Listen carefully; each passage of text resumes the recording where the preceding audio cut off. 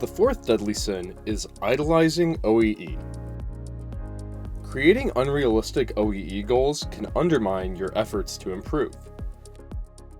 Companies frequently ask us, what is a good OEE score? Let's start with what it's not.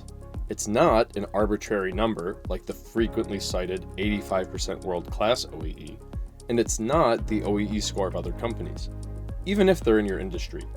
A good OEE score is one that is consistently improving. In other words, focus on setting OEE targets that drive solid, incremental improvement. Rather than obsessing over the OEE score itself, determine your baseline and work to steadily improve from that point. Instead of fixating on the absolute value of the number, concentrate on your ability to improve that number. We can't emphasize this enough.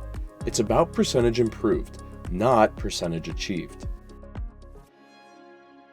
Imagine how disheartened your team would feel if your OEE score hovered around 50 or 60%, which is very common by the way, and they were told that they need to boost it to 85%. They would likely be unhappy and unmotivated.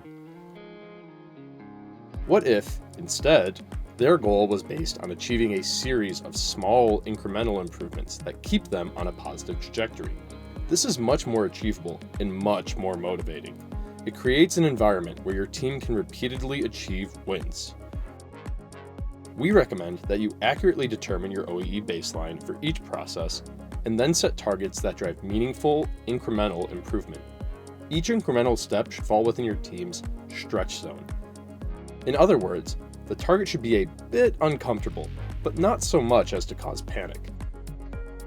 Each step should be achievable within a couple of months, short enough to keep people engaged, and long enough to achieve meaningful improvement.